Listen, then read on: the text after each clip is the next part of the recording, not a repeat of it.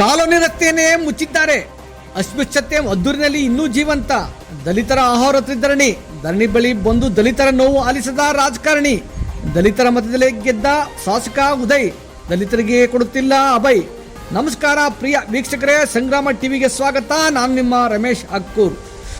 ಸಕ್ಕರೆ ನಗರ ಮಂಡ್ಯ ಜಿಲ್ಲೆಯ ಮದ್ದೂರು ತಾಲೂಕಿನ ಗೆಜ್ಜಲಗೆರೆ ಗ್ರಾಮದ ದಲಿತರ ಕೆರೆಗೆ ಹೋಗುವ ರಸ್ತೆಯನ್ನೇ ಮಾಯ ಮಾಡಿಬಿಟ್ಟಿದ್ದಾರಂತೆ.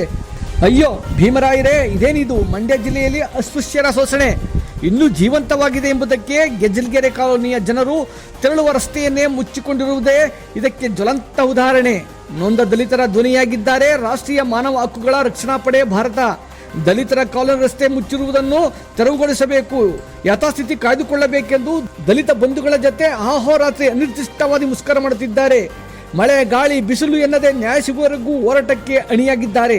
ದಲಿತರ ಪರ ಹೋರಾಟಕ್ಕೆ ಮದ್ದೂರು ರೈತ ಸಂಘಟನೆ ಬೆಂಬಲವಾಗಿರುವುದು ಪ್ರತಿಭಟನಾಕಾರರಿಗೆ ಆನೆ ಬಲ ಬಂದಂತಾಗಿದೆ. ಚನ್ನಪಟ್ಟಣ ತಾಲೂಕು ದಂಡಾಧಿಕಾರಿ ಗಿರೀಶ್ ರವರ ಕಾರ್ಯದಕ್ಷತೆಯ ಬಗ್ಗೆ ಮುಷ್ಕರ ನಿರತ ಹೋರಾಟಗಾರರ ಮೆಚ್ಚುಗೆಯ ನುಡಿಗಳು. ಇಲ್ಲಿನ ದಂಡಾಧಿಕಾರಿಗಳೇಕೆ ಮೌನವಹಿಸಿದ್ದಾರೆ? ಪ್ರಶ್ನೆ. ರಸ್ತೆ ಬಿಡಿ, ನ್ಯಾಯ ಕೊಡಿ, ನಮಗೆ ಹಣ ಬೇಡ, ಆಸ್ತಿ ಬೇಡ ಎಂದು ಹೆಂಗಸರು, ಗಂಡಸರು, ವೃದ್ಧರು, ಮಕ್ಕಳು ಧರಣಿ ನಿರತರಾಗಿದ್ದಾರೆ. ಕರುಣೆ ತೋರಿ ನ್ಯಾಯ ನೀಡದ ದಂಡಾಧಿಕಾರಿಗಳು ಮೌನವೇಕೆ?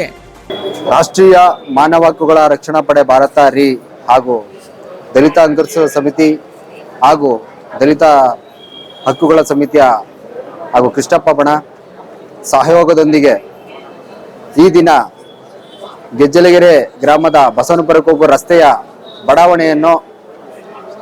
ರಸ್ತೆಯನ್ನು ಬಂದ್ ಮಾಡಿರುವುದ ಸಂಬಂಧಿತ ವಿಚಾರವಾಗಿ ಈಗ ಕೂಡ ನಾವು ತಾಲೂಕು ಕಚೇರಿಗೆ ಅನಿರ್ದಿಷ್ಟಾವಧಿ ಧರಣಿಯನ್ನ ಹಮ್ಮಿಕೊಂಡಿದ್ದು ಕಳೆದ ಈಗ 3 ರಿಂದ 4 ದಿನ ಇವತ್ತು ಕಳೀತಾ ಇದೆ.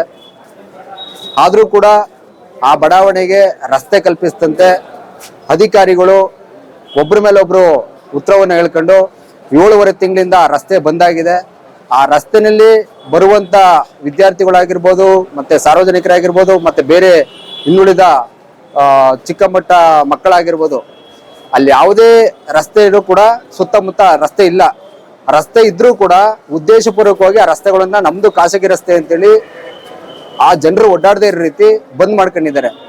ಅಲ್ಲಿ ಏನಾಗಿದೆ ಅಂದ್ರೆ, ಈಗ ಕಳೆದ 2023-24ನೇ ಸಾಲಿನಲ್ಲಿ ಆ ರಸ್ತೆಯ ಅಭಿವೃದ್ಧಿಗಾಗಿ 1,40,000 ರೂಗಳನ್ನ ಸರ್ಕಾರದ ಅನುದಾನವನ್ನ ತಗೊಂಡು ಬಂದು ಅಲ್ಲಿ ಆ ರಸ್ತೆನ ಅಭಿವೃದ್ಧಿ ಮಾಡಿದ್ದಾರೆ.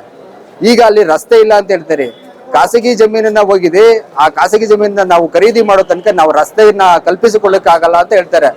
ಆ ತರ ಇವರು ಸರ್ಕಾರದಿಂದ ಕಲ್ಪಿಸಿಕೊಳ್ಳಕ್ಕಾಗಲ್ಲ ಅಂತಂದ್ರೆ ಅಲ್ಲಿರುವಂತ ಬಡಾವಣೆಯಲ್ಲಿ ಇರುವಂತ ಜನರು ಎಲ್ಲಿಂದ ಎಷ್ಟು ದಿನ 7.5 ತಿಂಗಳಾಗಿದೆ ಯಾವ ರೀತಿ ಓಡಾಡಬೇಕು? ಅಲ್ಲಿರುವಂತ ಜನರನ್ನ ತುಂಬಾ ಹೀನಾಯ ಕೃತ್ಯವಾಗಿ ನಡೆಸ್ಕೊಳ್ತಾ ಇರೋದು, ಇದು ತುಂಬಾ ಮಾನವ ಹಕ್ಕುಗಳ ಉಲ್ಲಂಘನೆ ಆಗ್ತಾ ಇರೋದ್ರಿಂದ ನಾವು ಇವತ್ತು ಕಳೆದ 4 ದಿನಗಳಿಂದ ಇದೇ ಒಂದು ಸ್ಥಳದಲ್ಲಿ ಕೂತಿ ತಹಸೀಲ್ದಾರ್ ಅವ್ರನ್ನ ನಾವು ಈಗ ಆಲ್ರೆಡಿ ನಾವು ಅದ್ರ ಬಗ್ಗೆ ವಿಚಾರವನ್ನು ತಿಳಿಸಿದೀವಿ. ಅವರು ಮನವರಿಕೆ ಮಾಡಿ ನಾವೆಲ್ಲರೂ ತಿಳಿಸಿದ್ಮೇಲೂ ಕೂಡ ಸ್ಥಳಕ್ಕೆ ಹೋಗಿ ನಾವು ಆ ರಸ್ತೆನ ನಾವು ತೆರವು ಮಾಡ್ಕೊಡ್ತೀವಿ ಅಂತ ಹೇಳಿ ಒಂದು ಸಬೂಬನ್ನ ಹೇಳಿ, ಮತ್ತೆ AC ಅವರು ಕೂಡ ಸ್ಥಳಕ್ಕೆ ಬಂದಿದ್ರು. ಅವರು ಕೂಡ ಇವತ್ತಿನವರೆಗೂ ಬಂದು ನಾನು ಅದನ್ನ ರಸ್ತೆ ತೆರವು ಮಾಡ್ಕೊಡ್ತೀನಿ ಅಂತ ಹೇಳಿದ್ರು. ಯಾವುದೇ ರೀತಿ ಇಂದಿನವರೆಗೂ ಈ ರಸ್ತೆ ತೆರವು ಆಗಿಲ್ಲ. 7.5 ತಿಂಗಳಿಂದ ಆ ರಸ್ತೆನೂ ಕೂಡ ಮುಚ್ಚಿದ್ದಾರೆ. ಬಡಾವಣೆಗೆ ಹೋಗ್ಲಿಕ್ಕೆ ಯಾವುದೇ ಕೂಡ ರಸ್ತೆ ಇಲ್ಲ. ಆ ರಸ್ತೆನ ಕೂಡಲೇ ನಾವು ತೆರವು ಮಾಡಿಕೊಟ್ರೆ ಈ ಹೋರಾಟವನ್ನ ನಾವು ಕೈ ಬಿಟ್ಟು ನಾವು ಮುಂದೋಗ್ತೀವಿ. ಮತ್ತೆ ಇನ್ನೊಂದೇನಪ್ಪಾ ಅಂದ್ರೆ, ಅಲ್ಲಿನ ಲೇಔಟಿನ 2 ಲೇಔಟಿನ ಒಂದು ಲೇಔಟ್ ಮಾಡಿರುವಂತ ನಕ್ಷೆನಲ್ಲಿ ಏನಿದೆ, ರಸ್ತೆ ಕೂಡ 2 ಕಾಣಿಸಿದೆ, ರಿಜಿಸ್ಟರ್ಡ್ ಮುಖಾಂತರ ರಸ್ತೆಯನ್ನ ಕಾಣಿಸಿದ್ದಾರೆ. ಆದ್ರೂ ಕೂಡ ತಹಸೀಲ್ದಾರ್ ಅವರು ಖಾಸಗಿ ಜಮೀನು ಹೋಗಿದೆ, ಖಾಸಗಿ ಜಮೀನನ್ನ ನಾವು ಖರೀದಿ ಮಾಡೋ ತನಕ ರಸ್ತೆನ ನಾವು ಬಿಡಿಸ್ಲಿಕ್ಕೆ ಆಗಲ್ಲ ಅಂತ ಹೇಳ್ತಾರೆ. ಇದು ತುಂಬಾ ಖಂಡನೀಯ. ನಾವು ಕೇಳೋದೇನಂದ್ರೆ, ಆ ಏನೇ ಪ್ರಕ್ರಿಯೆ ಆಗಿರ್ಬೋದು, ಆ ಪ್ರಕ್ರಿಯೆಯನ್ನು ಹೊರಗಿತ್ತು ಸಾರ್ವಜನಿಕರಿಗೆ ರಸ್ತೆನ ಕಲ್ಪಿಸ್ಕೊಡ್ಬೇಕು ಅಂತ ಈ ಮುಖಾಂತರ ನಾವು ತಿಳಿಸ್ತೀವಿ. ಮತ್ತೆ ಅವ್ರಿಗೆ ಒತ್ತಾಯನೂ ಕೂಡ ಮಾಡ್ತಾ ಇದೀವಿ. ಯಾವುದೇ ಕಾರಣಕ್ಕೂ ನಾವು ರಸ್ತೆ ತೆರವು ಮಾಡಿಲ್ಲ ಅಂದ್ರೆ ಈ ಹೋರಾಟ ನಾವು ಬಿಡಲ್ಲ. ಇನ್ನು ಎಷ್ಟು ದಿನಗಳ ಕಾಲ ಆದ್ರೂ ಕೂಡ ಈ ಅನಿರ್ದಿಷ್ಟಾವಧಿ ಧರಣಿ ನಡೀತದೆ ಅಂತ ಹೇಳಿಕ್ ಇಷ್ಟಪಡ್ತೀವಿ. ನೋಡಿ ಸರ್, 4 ದಿನ ಆಯ್ತು. 4 ದಿನ ನೋಡಿ, ಮಕ್ಕಳು, ಹೆಣ್ಮಕ್ಳು, ವಯಸ್ಸಾಗಿರೋರು, BP, ಶುಗರ್ ಎಲ್ಲ ಇದೆ. ಇಂಥವ್ರನ್ನ ಕುಣಿಸ್ಕೊಂಡು ಧರಣಿ ಮಾಡ್ತಾ ಇದ್ದಾರೆ. ಯಾವುದೇ ತರದ ಇಲ್ಲಿವರೆಗೂ ಯಾವುದೇ ಆಡಳಿತನೂ ಬಂದು ಸ್ಪಂದಿಸಿಲ್ಲ. ಇದೆ ನೋಡಿ, ಪಕ್ಕದಲ್ಲಿರುವಂತ ಚನ್ನಪಟ್ಟಣ ತಾಲೂಕಲ್ಲಿ ಸೋಮನಾಥ್ಪುರದಿಂದ ಸಾದ್ರಹಳ್ಳಿ ರಸ್ತೆಗೆ ಬರೀ ಸಾರ್ವಜನಿಕರು ಒಂದೇ ಒಂದು ಮನವಿ ಕೊಟ್ಟಿರೋದ್ರಿಂದ ಆ ಮನವಿಗೆ ಸ್ಪಂದಿಸಿ ಆ ದಂಡಾಧಿಕಾರಿ ಹೋಗಿ ಕೂಡಲೇ ರಸ್ತೆ ರೆಡಿ ಮಾಡಿದ್ದಾರೆ. ಇಲ್ಲಿ ನಮ್ಮ ಮದ್ದೂರು ತಾಲೂಕು ದಂಡಾಧಿಕಾರಿಗಳು ಬಂದವ್ರಿಗೆಲ್ಲ ಮನವಿ ಮಾಡ್ತಾ ಇದೀವಿ, ಸತತ DC ಅವ್ರಿಗೆ ಮನವಿ ಮಾಡ್ತಾ ಇದೀವಿ. 7 ವರ್ಷದಿಂದ ಸತತವಾಗಿ ಹೋರಾಟ ಮಾಡ್ತಾ ಇದೀವಿ. ಇವತ್ತು ಮಕ್ಕಳು, ವಯಸ್ಸಾಗಿರೋರು, ವೃದ್ಧರು ಎಲ್ಲ ಬಂದು ಕೂತ್ಕೊಂಡಿದ್ದಾರೆ. ಇವತ್ತು 4 ದಿನ ಹಗಲು ರಾತ್ರಿ ಧರಣಿ ಕೂತ್ಕೊಂಡಿರೋದು. ಆದ್ರೂ ಇಲ್ಲಿವರೆಗೂ ಯಾವುದೇ ತರ ಸ್ಪಂದಿಸ್ದಿರಾ, ಯಾವುದೇ ತರದ ಒಂದು ಉತ್ತರ ಕೊಡ್ದಿರಾ, ಬೇನಾಮಿ ಮಾತುಗಳು ಮಾತಾಡ್ಕೊಂಡು ನಾವು ಮಾಡ್ತಾ ಇದೀವಿ ಅಂತ ಬಡವರಿಗೆ, ದಲಿತರಿಗೆ ಕಣ್ಣೊರೆಸ್ತಿದ್ದಾರೆ. ಇಂಥ ಅಧಿಕಾರಿಗಳು ಇನ್ನ ನಮ್ಮ ಸಮಾಜದಲ್ಲಿ ಬೇಕಾ? ಇನ್ನ ನಮ್ಮ ತಾಲೂಕುಗಳಿಗೆ ಬೇಕಾ?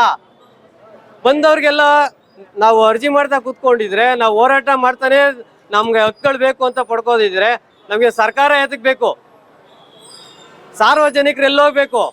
ಈ ದಲಿತರು ಎಲ್ಲೋಗ್ಬೇಕು? ದಲಿತರು ಜಾಗಗಳೇ ಬೇಕಾ ಇವ್ರಿಗೆ? ಓಡಾಡೋದಕ್ಕೆ ರಸ್ತೆ ಬೇಕು ಅಂದ್ರೆ ಅವರು ಹಿಂಡುವಳಿ ಜಮೀನು ಮಾಡ್ಕೋಬೇಕು, ದಲಿತರದ್ದು ಬೇಕಾ? ಬೇರೆ ಯಾವುದು ಸಿಗಲ್ವಾ? ಈ ಕೂಡಲೇ ಎಚ್ಚೆತ್ಕೊಂಡು ನಮಗೆ ರಸ್ತೆ ಕೊಟ್ರೆ ನಾವು ಇಲ್ಲಿಂದ ಖಾಲಿ ಮಾಡ್ತೀವಿ ಧರಣಿನ.